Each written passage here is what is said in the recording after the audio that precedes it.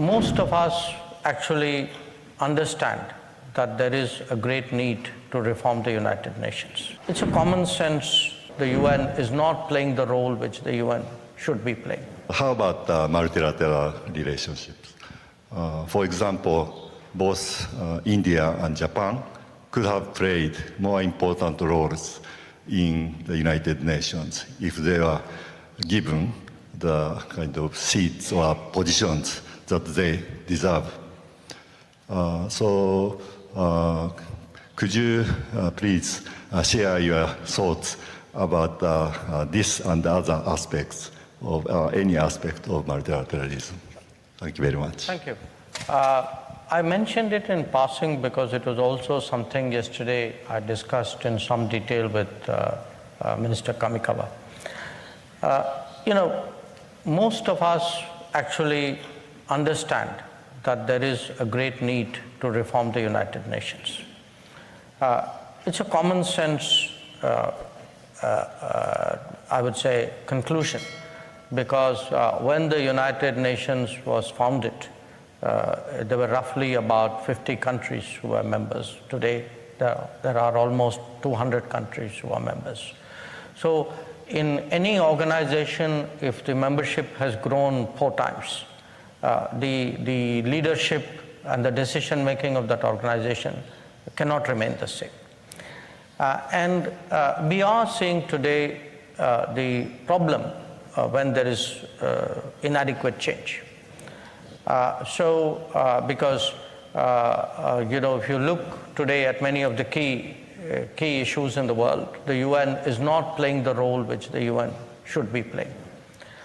Now, it's not like there has never been change. There has been change. The Security Council has been expanded once to bring in more non-permanent members. We know change will come. We know there will be a change in the Security Council.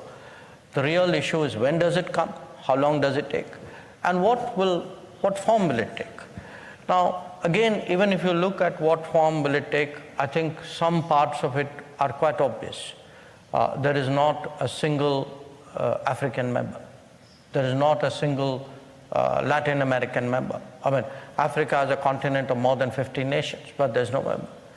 So, and in the case of Asia, yes, there is one member, but if you look today at the dynamism of Asia, the demographics of Asia, the size of nations, I think there's a very, very strong case as well. These discussions are going on. We felt that, in many ways, the discussions have not progressed because those who are opposed to any change have found ways of delaying it. But we have now reached a stage where actually different countries and groups are presenting there is a process called the Intergovernmental Negotiation, IGN process. The process is currently chaired by Kuwait and Austria.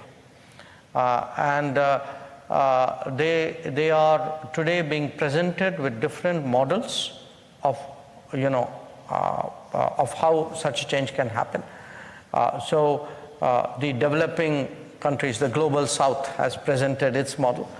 It's a group called L69 there. Mexico has presented its model. On behalf of small countries, Liechtenstein has presented its model. I think G4, that is India, Japan, Germany, and Brazil, we will be presenting our model as well. And I'm sure there'll be an African presentation. There may be some other regions. So it is a process which is moving. We believe that process cannot be stopped. It can be delayed.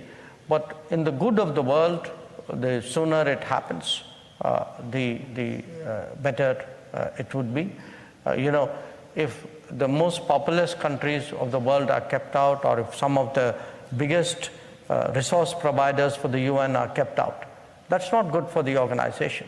So we want that realization really to grow. And as someone who's seen this debate over many, many decades, I do feel today that there is a certain momentum which has come about.